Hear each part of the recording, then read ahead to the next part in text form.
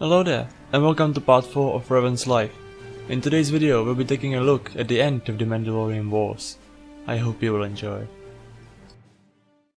There is a world on the Outer Rim surrounded by mass shadows. Past the graveyard of Mandalorian warships, this planet suffers. Crushed in gravity's fist, to walk on its surface is to feel it crushing every cell of your being. It is like being buried alive, until it seems you will never breathe again. The Republic was closer to victory each day. Around this time, Revan was accompanied by a droid he built himself, HK-47. And also, he had ordered the construction of a superweapon, known as the Mass Shadow Generator, which had been designed by the Zabrak engineer Bao-Dur, a friend of Meetra Surik. The Mass Shadow Generator served as a key component for a trap in the Malachor system, where Revan hoped to lure the Mandalorians into a final confrontation that would end the war. He placed General Surik in command of half of the Republic fleet to serve as a bait for the Mandalorians. She would draw them into the range of the Mass Shadow Generator, while the rest of the fleet under Revan would launch an assault on Mandalore's flagship. Whether through accident or by Revan's design, many of the soldiers and Jedi present at the battle were the ones who had supported him the least. Some historians later believe that Revan purposely assigned these men to the battle in order to eliminate them. The battle raged on, both in space and on the surface. Thousands of soldiers on both sides clashing in a battle to change the galaxy. Revan was delayed, and he arrived late to the battle. Despite this, Meetra Surik managed to push the enemy back. Mandalore, realizing the defeat was inevitable, decided to challenge Revan to a single combat. Accepting his challenge, Revan engaged the warrior in a duel to the death aboard Mandalore's flagship.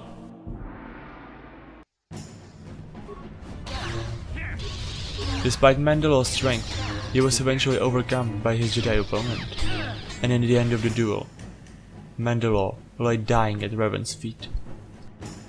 Coughing up blood, Mandalore removed his mask and began to speak to Revan about a betrayal.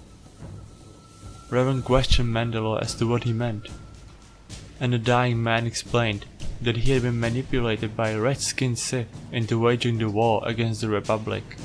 The Sith had convinced Mandalore to help him uncover a tomb on the ice world of Rekiat, before he influenced the Mandalore into attacking the Republic. Mandalore then gave Revan Rekiat's coordinates in order to prove that he was telling the truth, just before he died. Revan took Mandalore's mask, a symbol of leadership. Without it, the clans could not be united again under a new Mandalore. With Revan's victory, the Republic forces began to press the Mandalorian forces closer and closer to Malachor V. It was then that Surik commanded Bao-Dur to activate the Mass Shadow Generator. Revan's own vessel was outside of range of the superweapon as it activated. Revan and Surik both watched in horror as countless ships, Mandalorian and Republic alike, were pulled from orbit and slammed to Malachor V's crust, crushing them and fracturing the planet to its very core. Thousands died on both sides of the battle, though the Mandalorians suffered far more casualties than the Republic did. In the wake of the devastation, the Mandalorians who survived transmitted their unconditional surrender to the Republic forces. Screams of the dead echoed through the Force, a wound so massive it was heard throughout the galaxy. Meetra Surik, in order to protect herself, would unknowingly cut herself off from the Force. Following the final battle, the Mandalorians were forced into signing a treaty that would strip them off of almost all their weaponry. Without their weapons, war droids, and most importantly, Mandalore's mask, they were utterly defeated, most of them becoming mercenaries or bounty hunters afterward. Jedi Council then ordered Revan, Malak, and Meetra to come back and answer for their war crime that was the Battle of Malachor V. However, Revan and Malak, along with the rest of their forces, disappeared into the unknown regions, claiming to be pursuing the remaining Mandalorian resistance. Only Surik returned to face the Council's judgment, claiming that she has fallen to the dark side and blaming the deaths at Malachor upon her. She was expelled from the Order, becoming the Jedi Exile. You refuse to hear us. You have shut us out, and so have shut yourself to the galaxy. We feel that your true understanding of what happened at Malachor 5 will only happen in time, and it cannot happen here, near the battlegrounds where you fought. You are exiled, and you are a Jedi no longer. There is one last thing. Your lightsaber. Surrender it to us.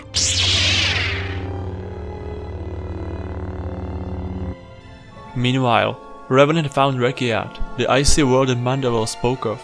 Together with Malak, they have found the tomb of an ancient Sith Lord, Lord Jamar II. Inside, there was a sarcophagus and a datachron.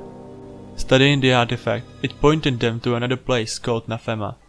Leaving Mandalore's mask inside the sarcophagus to ensure Mandalorians would not find it, they left for Naphema. After their arrival to the planet, they were instantly hit with a strange feeling. It seemed almost unnatural. The planet itself was completely barren of the Force. They felt vibrations in the air. Everything seemed suddenly out of reach. The Force was dead on this world, and the question was, who could have done this? Studying the planet's archives in completely preserved buildings, they have uncovered a mention of a world covered in storms, Dromund Kaas. They also found out the terrible truth behind the planet's fate. Almost 2000 years ago, at the end of the Great Hyperspace War, a Sith named Lord Vitiate lured the surviving Sith Lords to Naphema to perform a ritual of Sith magic. He promised great power and revenge on the Republic that has defeated them, but, unknown to those Sith, Vitiate's ritual drained the life of all living things on the planet. Even plants and insects didn't survive.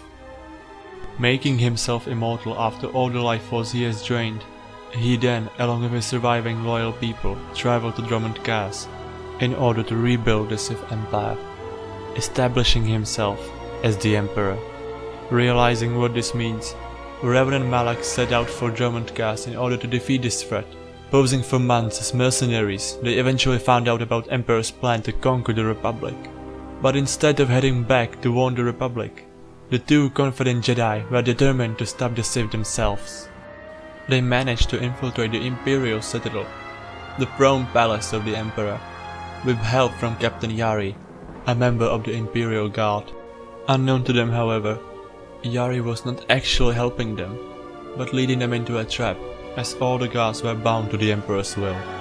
When they entered the throne room, the Sith ruler was ready for them, instantly dominating their minds and gaining advantage from the fact that they were already tainted by the dark side. Probing their minds for useful information, he found one of great interest to him, the Starforge. Binding them to his will, he made his new servants go back to the known space to find the Starforge, destroy the Republic, and then come back to report to him.